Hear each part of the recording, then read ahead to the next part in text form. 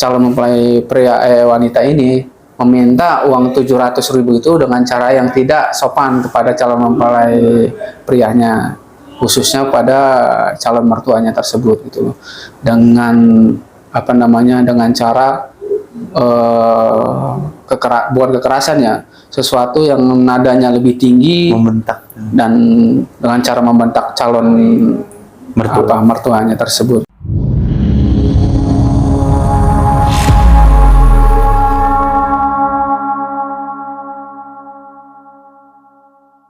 Halo teman-teman semuanya, kembali lagi di channel YouTube Edwin dan Partners. Kali ini kita akan membahas tentang ada seseorang pria yang membatalkan pesta pernikahannya di H-1 menjelang pernikahan. Kali ini saya ditemani oleh salah satu advokat di firma hukum Edwin dan Partners ini, yaitu Bapak Sairul Anwar SH. Gimana Pak kabarnya? Sehat? Alhamdulillah sehat. Sibuk apa nih Pak? Kesibukan sih hari ini kita coba pura-pura menyibukkan diri aja. boleh. Biar dianggap orang banyak perkara nih kawan kita ini kan gitu. Ya. Padahal iya ada. Padahal memang untuk saat ini kita ada beberapa perkara yang masih berjalan. Salah satunya di Pengadilan Negeri Jakarta Pusat dan Pengadilan Negeri Tangerang. Siapa? Untuk yang litigasi gitu. Kali ini saya akan membahas yang ini nih Pak. Ada seseorang pria nih Pak. Dia membatalkan pesta pernikahannya gara-gara si pihak perempuannya ini Pak membentak si calon mertuanya ini Pak. Calon mertuanya dibentak dan meminta uang sejumlah 700.000 Pak untuk kekurangan biaya pernikahan tersebut Pak. Ini saya akan bacakan dulu Pak beritanya. Siap. Ya. Pasangan kekasih di Palembang, Sumatera Selatan yang akan menikah akhirnya membatalkan rencana pernikahannya di H-1 menjelang acara. Gara-garanya calon suami yang berinisial A tak terima ibunya dibentak calon istrinya hanya karena uang 700.000. Calon istri inisial A ini mengaku kesal karena uang untuk pesta pernikahan sebesar 7 juta yang dimintanya kurang 700.000 Pak. Padahal calon mempelai pria juga sudah menyerahkan uang mahar sebesar 35 juta pada saat lamaran Pak. Nah, pernikahan pria ini itu seharusnya digelar pada tanggal 18 Desember 2022 lalu. Tapi pada 17 Desember ia membatalkannya Pak. Hal itu karena pihak calon mempelai wanita meminta tambahan kekurangan biaya menikah sebesar 700.000. Gitu Pak. Saya mau minta pandangan dari sudut Bapak nih Pak. Ini sih terkait hal ini mungkin pandangannya lebih ke umum aja kali ya. Ya kan? Karena kan kalau kita gali secara hukum ya, ini adalah sesuatu yang harus mungkin kalau hukumnya nanti di belakang akan kita coba bahas sedikit-sedikit ya.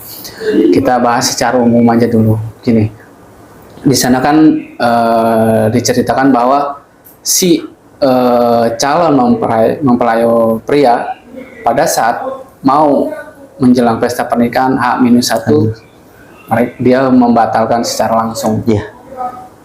Karena alasan bahwa si calon mempelai istrinya itu meminta uang, entah uang apa ya, kekurangan yang kurangnya masih 700.000 di depan umumnya, karena waktu itu bertemu di rumah mempelai wanita.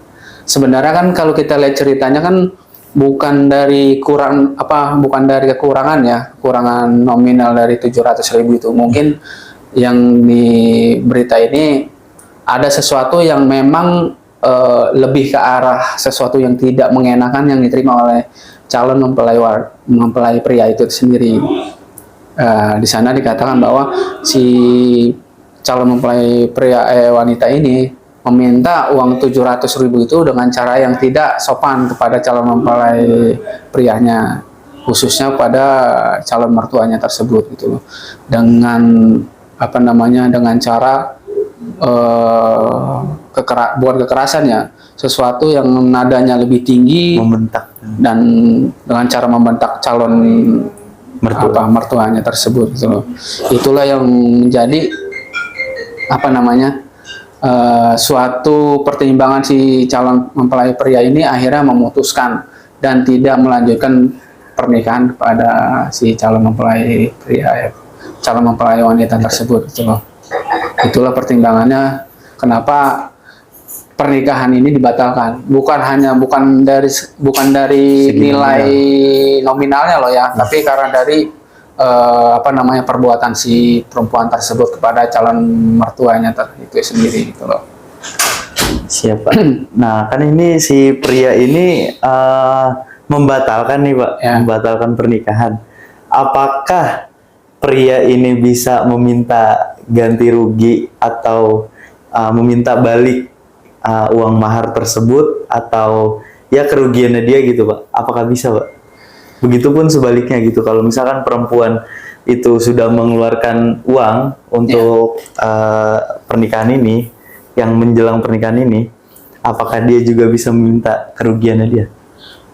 Kalau bicara si pria ini apakah bisa meminta uangnya kembali Iya. terkait mahar yang sudah diberikan ke si calon mempelai wanita.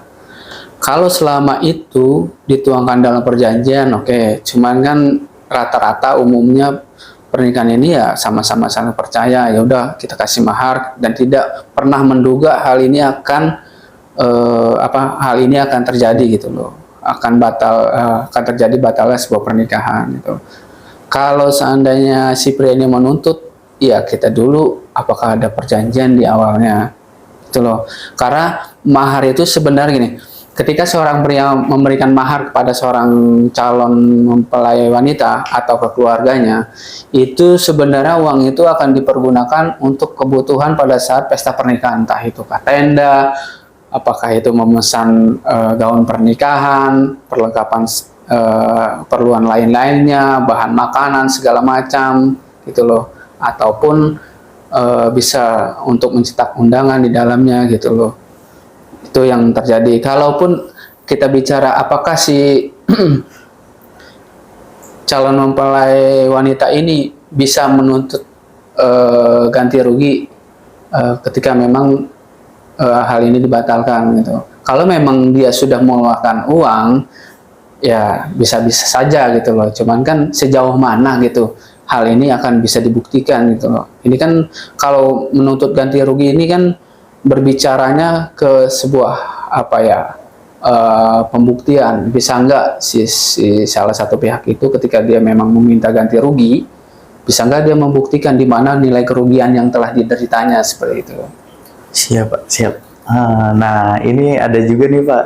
Si pas acara lamaran tersebut kan si pihak cowok ini memberikan mahar sebesar 35 juta nih, Pak.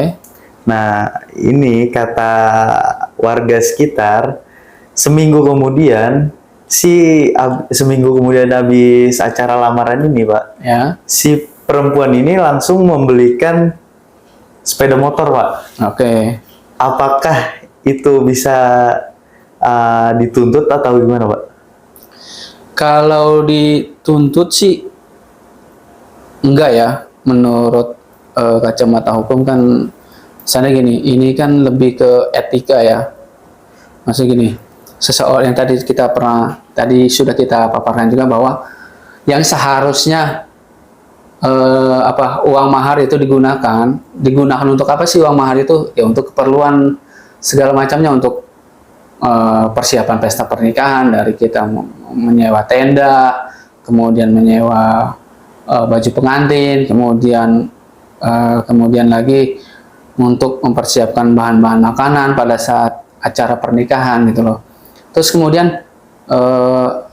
menurut keterangan para tetangga, setelah diberikannya uang mahar sebesar 35 juta rupiah oleh pihak mempelai pria. Iya. Ternyata diketahui oleh para tetangganya, menurut pengakuan tetangganya, Iya. bahwa si calon mempelai wanita ini membeli sebuah unit motor gitu loh.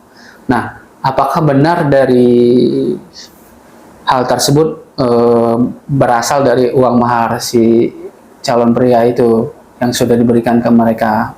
Hal itu digunakan untuk membeli sebuah unit motor. Kalaupun benar, ya seharusnya kan etikanya bahwa si calon mempelai wanita ini mempergunakan uang itu dengan sebaik-baik mungkin untuk agar terselenggaranya pesta pernikahan mereka berjalan dengan lancar gitu loh, walaupun seadanya gitu.